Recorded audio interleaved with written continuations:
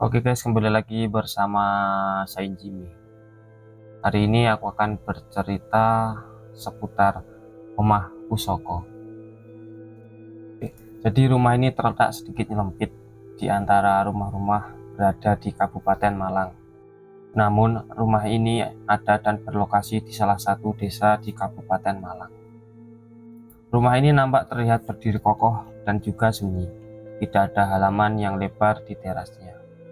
Akses untuk masuk ke dalam rumah ini hanya bisa dilewati dengan sepeda motor saja. Nampak, Sony sedang santainya menghisap batang rokok yang berada di tangan kanannya. Hanya terdengar suara piring dan juga gelas yang sangat ramai dari dapur. Sony hanya bisa mendengus dan juga melempar tatapan yang sungguh kesal. Istrinya, Dina, hanya marah terus dari tadi pagi. Bahkan dari kemarahan Dina, dia tidak mendapatkan jatah menikmati secangkir kopi hangat dari istrinya. Dina sangat sebal sekali lantaran sudah 2 bulan ini dirinya tidak mendapat jatah uang belanja dari suaminya. Sony hanya terus memancing saja tanpa memikirkan bahwa dirinya sudah berkeluarga dan memiliki 3 anak yang sudah bersekolah. Banyak tanggungan yang harus dibayar. Dari kemarin kamu hanya maunya saja yang dipikir. Kamu tahu nggak? Kalau tanggungan kita itu banyak, sekolah anak, belanja tiap hari, bayar air, listrik, dan bayar cicilan-cicilan lainnya. Mikir kamu, ucap Dina. Sony hanya meneruskan menghisap batang rokok yang sudah tinggal sebatang di tangannya. Hanya bisa tertawa dan juga memperhatikan sang istri dari jauh. Ya, aku coba nanti cari pekerjaan secepat mungkin, jawab Sony santai. Mendengar suara itu, Dina langsung melempar piring dari dalam rumah. Cetar! Suara piring itu pecah. Tidak nampak raut wajah khawatir dari Sony dengan jatuhnya piring itu. Sony hanya menoleh dengan pelan dan kemudian berdiri dan mengambil sapu untuk menyapu piring yang sudah pecah itu. Istrinya kemudian mengeluarkan sepeda motor dan kemudian pergi begitu saja. Sony dengan santai duduk kembali dan terdiam, entah apa yang dia pikirkan saat itu. Kemudian terdengar suara sepeda motor yang mendekatinya dari jauh. Ternyata itu adalah Nanang, salah satu teman mancingnya yang saat itu bermain ke rumahnya. Waduh bro, kenapa gak semangat sekali? Banyak pikiran kah? Hari ini kita jadi mancing bro, ucap Nanang. Sony hanya tersenyum kecil ke arah Nanang saat itu, mencoba memberi jawaban singkat lewat raut wajah tanpa harus banyak berkata. Nanang memahami maksud dari temannya itu, kemudian dia berdiri dan menepuk pundak Sony dengan pelan. Oke deh bro, aku cabut dulu ya. Tenangin pikiran lu dulu bro, ucap Nanang. Kemudian sepeda motor menyala dan Nanang beranjak meninggalkan Sony seorang diri di rumah. Selama itu Sony hanya terdiam di teras rumah dan termenung dengan nasib malangnya selama ini, menjadi pengangguran dan tidak bisa membahagiakan keluarganya sama sekali. Dalam hati kecil Sony, dia berpikir berat soal hal itu. Sudah berulang kali Dina meminta berpisah, namun hal itu tidak dihiraukan olehnya. Lelah sekali menjalani hari ini. Ingin rasanya Sony mati, namun Tuhan selalu menggagalkannya. Upayanya selama ini untuk bunuh diri. Lelah selalu menyelimuti hatinya, hanya bisa dirasakan sendiri. Entah apa yang harus dia lakukan ke depannya untuk sang keluarga. Dia juga selama ini sudah mencoba berbagai macam cara untuk bekerja, namun tidak berhasil. Lamarannya selalu ditolak berkali-kali. Dia heran, mengapa ditolak? Apakah karena hanya lulusan SMP, hingga tidak ada pekerjaan yang layak yang bisa dia kerjakan di dunia ini?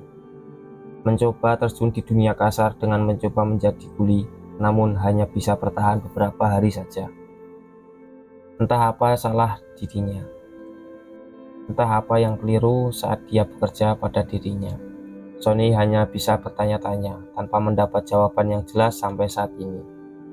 Tiba-tiba terdengar dering telepon dari seorang yang sangat dia kenal, yaitu telepon dari Mama.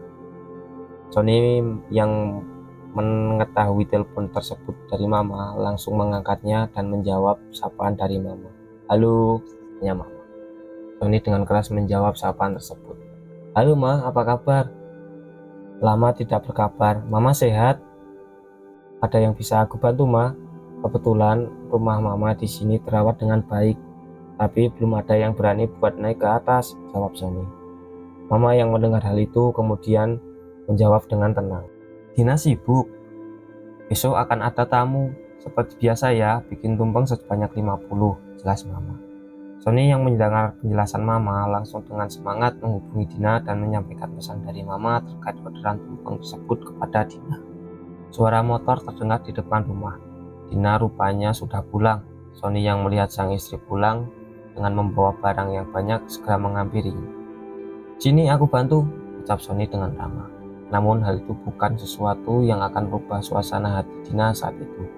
Dina hanya membalas dengan raut wajah yang dingin dan tatapannya masih sungguh sangat sebal kepada Sony. Hal ini hanya dianggap angin berlalu oleh Sony. Hal yang terpenting baginya saat itu adalah orderan tumpeng dari si pemilik rumah yang mereka tempati. Kamu siapin bumbu aja mas buat tumpeng ini. Nanti aku tinggal terusin. Nanti kamu yang nata gantian. Aku capek, ucap Dina. Sony hanya mengangguk dan kemudian mengambil bumbu dapur yang sudah ada di dalam lemari kayu. Mereka mengerjakan pesan itu sampai larut malam. Tiba-tiba tercium bau harum dan manis sekali dari lantai 2. Sony dan Dina hanya saling pandang. Tangan mereka tetap bekerja keras menyelesaikan orderan 50 tumpeng itu agar besok selesai. Entah mengapa ada yang aneh saja dengan rumah yang mereka tinggali ini. Dulu, Mama adalah juragan Sony saat dia masih merantau di Jakarta. Mama adalah salah satu orang yang sangat kaya raya dan memiliki tempat tinggal di mana-mana, termasuk di Malang. Namun, anehnya, rumah-rumah yang dia beli itu tidak berpenghuni alias dibiarkan kosong. Semua rumahnya pasti berlantai 2 dan siapapun yang ditugaskan untuk menjaga tidak boleh ada satupun yang masuk ke lantai 2. Hingga Mama menyuruh Sony untuk merawat rumah yang berada di Malang ini. Bagi Sony, hal itu sungguh keberuntungan lantaran saat itu memang Sony dan Dina sedang bingung lantaran tuntutan Dina yang ingin punya rumah sendiri. Mama adalah jalan keluar bagi Sony saat itu, ketika dirinya berada dalam dilema memenuhi keinginan istrinya tersebut. Rumah Mama yang ditinggali oleh Sony dan Dina ini sungguh mewah sekali, tapi termasuk singgup, sepi dan seram. Seperti ada hewan lain di rumah itu. Di ujung tangga atas, rumah itu ditutup oleh pagar besi dan dikunci oleh rantai. Namun, hal itu tidak terpikir berat oleh mereka. Saat itu, memiliki rumah untuk bisa tidur sudahlah bersyukur sekali. Tidak ada hal lain yang mereka pikirkan lagi. Tiba-tiba terdengar suara ketukan dari atas. Dina yang saat itu sedang menggoreng kemudian berhenti dan mendengarkan sekali lagi suara itu. Terdengar suara gamelan yang berbunyi samar-samar dari atas. Suara ketukan itu terdengar lagi. Namun Dina tidak menghiraukan hal itu. Dia hanya berpikir bagaimana caranya pesanan Mama ini selesai besok. Tiba-tiba tercium bau melati yang sangat pekat sekali. Hingga bau melati itu mengalahkan bau bumbu yang sedang penuh di ruangan dapur. Dina yang saat itu mulai tidak konsentrasi kemudian memanggil suaminya. Mas, kamu pakai parfum apa kok sampai wangi kayak gini? Ucap Dina. Sony yang berada di depan rumah dan rebahan itu langsung berdiri dan masuk ke dalam. Nggak pakai apa-apa aku. Emang ada bau apa selain bumbu tumpeng ini? Tanya Sony penasaran. Dina yang melihat Sony kemudian mendekat dan mencium bau badannya. Aneh, tidak tercium bau apa-apa selain keringat dari tubuh Sony. Dina merasa ada yang janggal. Tiba-tiba terdengar suara ketukan dari pagar besi dari atas. Untuk ini Sony mendengar juga suara itu. Tiba-tiba Sony dengan berani menoleh ke arah atas yang sungguh gelap gulita itu. Sampai dia melihat seorang yang sedang berjalan di antara gelapnya ruangan lantai atas itu. Sony yang melihat sosok itu kemudian heran. Dia menyangka di atas selama ini ada orang yang menetap di sana. Tiba-tiba terdengar suara telepon berdering masuk. Rupanya telepon itu dari Mama. Sony, Mama minta tolong naik ke atas lagi ya.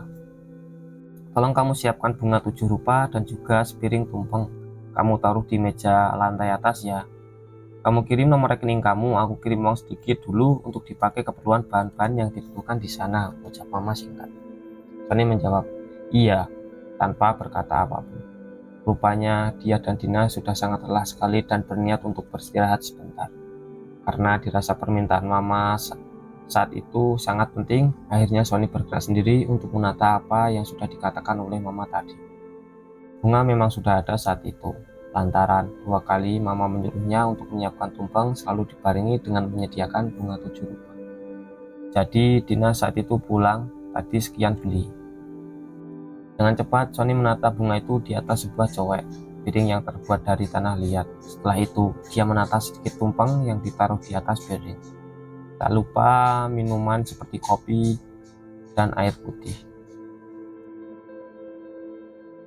Namun, pesan mama untuk air putihnya diberi bunga kenanga dan juga melati di dalamnya. Sony benar-benar bingung. Ini pertama kalinya dia disuruh oleh mama untuk melakukan hal seperti ini. Setelah selesai dengan berani, Sony membawa semua itu ke lantai atas. Memang, selama tinggal di rumah itu, Sony dan Dina tidak sama sekali pergi atas dan penasaran dengan tempat itu. Bagi mereka, punya tempat tinggal saja sudah sangat bersyukur. Dengan pelan, Sono membawa tumpeng itu di tangannya. Dia mengikuti jalannya di belakang. Dina ikut lantaran Sony kewalahan untuk membuka rantai pintu pagar dari rumah itu sendiri. Akhirnya, Dina dengan pelan membuka rantai pagar besi itu dan kemudian dengan cepat menyalakan saklar lampu lantai atas. Setelah itu, Dina langsung berlari ke bawah. Sony hanya memandangi istrinya dengan wajah yang datar. Sony kemudian melihat sekeliling ruangan yang berada di sana. Nampak mistis sekali. Ada sebuah kursi dan meja yang ditutup oleh kain putih yang panjang sekali.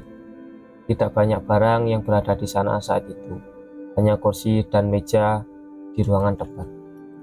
Kemudian ada lemari kaca kayu yang sangat besar sekali berada di ruangan sebelah. Namun di situ Sony terkejut, lantaran saat dia menoleh kepada dinding yang berada di depan lemari itu, terlihat lukisan sangat besar sekali dan sungguh wangi. Lukisan perempuan zaman dahulu yang memakai kebaya hijau dan bermahkota emas nan cantik sekali menghadap ke depan. Tidak banyak pikiran yang keluar dari otak Sony. Dia hanya terheran-heran. Sebenarnya ruangan apa ini? Dengan pelan Sony mendekati meja bundar yang berada di depan lukisan itu. Dia mulai menaruh tumpeng dan lain sebagainya di atas meja tersebut. Saat itu kemudian tercium aroma sangat wangi sekali. Entah dari mana asal bau itu. Tiba-tiba rasa penasaran dari Sony muncul. Kenapa ruangan ini harus redup dan remang-remang begini? Mungkin besok saat sudah pagi dia akan naik ke atas lagi dan membuka tirai jendela yang berada di ruangan itu agar cahaya bisa masuk ke dalam. Namun dari pojok ruangan terlihat sebuah asap yang mengepul dari sana. Sony keheranan dan mulai panik. Jangan-jangan ada yang terbakar di sana. Namun saat berlari dan kemudian mendekati pojok ruang itu, Sony sungguh kaget dan pikirannya mulai terasa pecah. Di pojok itu saudara 3 dupa yang sudah hidup dan terlihat bau baru dibakar ujungnya. Sony sudah mulai panik dan takut bukan main, lantaran di ruangan itu hanya ada dia sendiri tanpa orang lain. Terus siapa yang menyalakan dupa itu? Sedangkan mama tidak menyuruhnya untuk membakar dupa. Sony mulai ketakutan dan kemudian segera berlari ke bawah. Dina yang melihat Sony lari cepat di atas sangat khawatir dan melihat suaminya dengan wajah yang sudah setengah pucat. "Ada apa, Mas? Kok kayak lihat hantu?" tanya Dina. Sony dengan nafas yang sedikit terengah-engah meminta segelas air putih kepada Dina dan dia langsung mengambilnya. Sony dengan cepat meminum segelas air putih tersebut. Setelah selesai, dia memandangi wajah sang istri. "Kayaknya di atas itu tempatnya setan, Dedek. Aku gak paham sama hal-hal yang ada di atas sana. Masa tadi ada dupa gak tahu dari mana udah nyala sendiri. Aku kan di atas sendiri, Dik," ucap Sony menjelaskan kepada Dina yang wajahnya sudah setengah ketakutan. Dina yang mendengar perkataan dari Sony langsung kaget dan tidak percaya dengan apa yang dikatakan sang suami. Dina terdiam cukup lama sekali. Sony yang melihat wajah sang istri seketika berubah itu langsung ikut khawatir. "Ada apa, Dek?" tanya Sony pelan.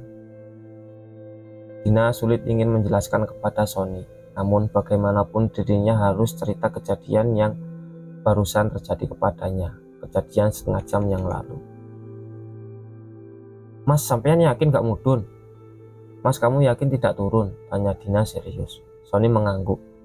Dia sudah kelelahan untuk bicara. Saat itu, wajah serius Sony sudah muncul dengan tatapan ke arah wajah Dina yang tak berkedip sedikit pun.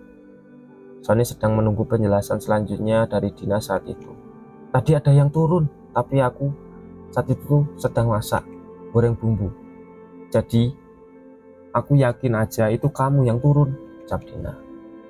Sony kemudian melotot dan secara serius mendengar apa yang dikatakan oleh istrinya.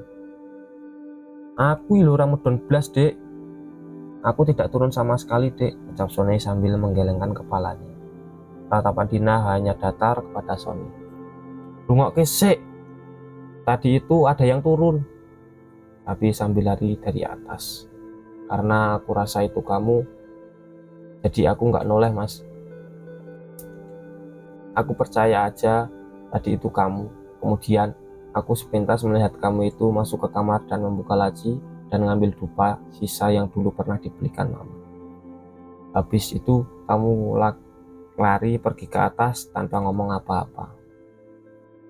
Waktu aku toleh, aku sudah tidak melihatmu di tangga. Aku cuman batin dalam hati, kok cepet banget ya jalannya, jelas Dina.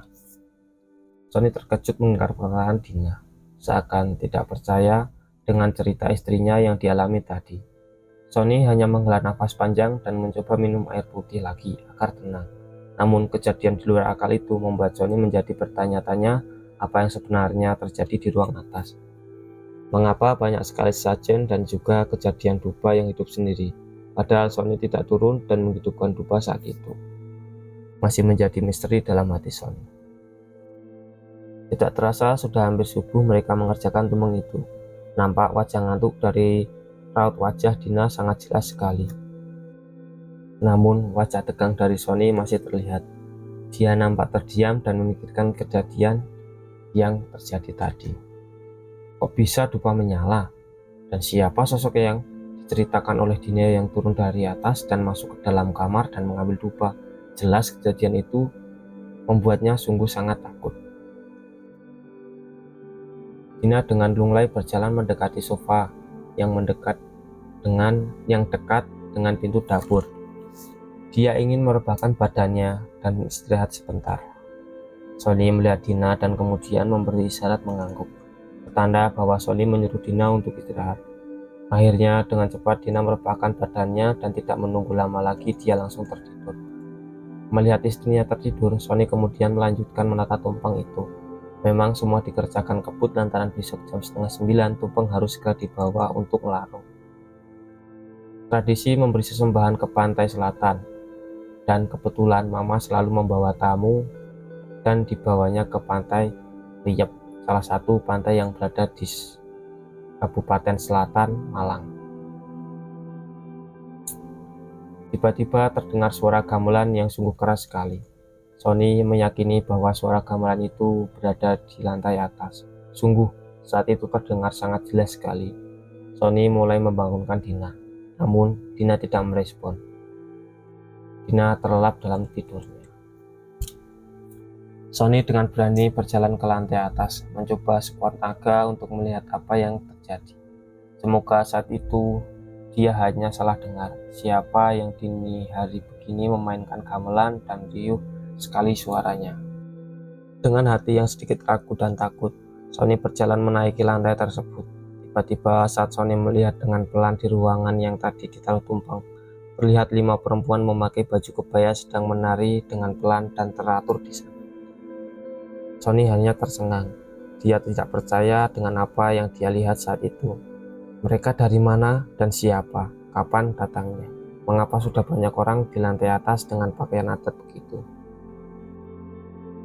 Sony tidak berani melangkah lagi. Dia hanya tetap berdiri di atas tangga dan melihat dari celah saat itu yang secara langsung bisa melihat ruangan yang dia bisa hampiri tadi. Sony memperlihatkan dengan jelas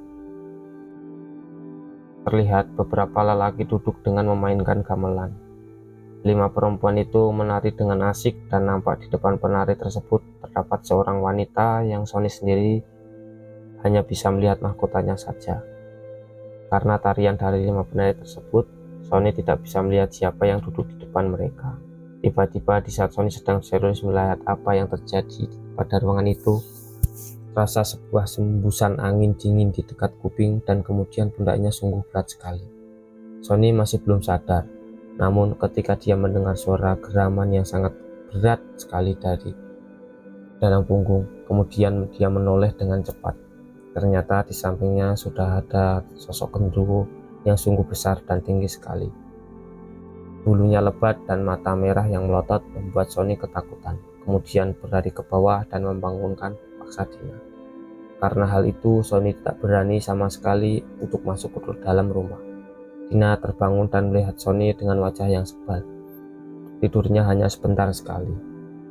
Sony masih ketakutan, namun Dina tidak memikirkan tingkah laku Sony yang dirasa sungguh berlebihan sekali. Batin Dina mungkin rasa malas suami muncul hingga membangunkannya dan beralasan tidak masuk akal. Kemudian Dina melanjutkan untuk menyelesaikan pesanan tumpang tersebut sampai pagi hari. Oke ya guys ya, mungkin sudah cukup dulu cerita dari saya. Kita sambung di cerita yang kedepannya ya guys ya. Bagi yang tidak mau ketinggalan, silahkan kalian subscribe, aktifkan loncengnya ya guys ya. Jangan lupa tulis di komentar. Oke, makasih, bye bye. Makasih, bye bye. Makasih, bye bye.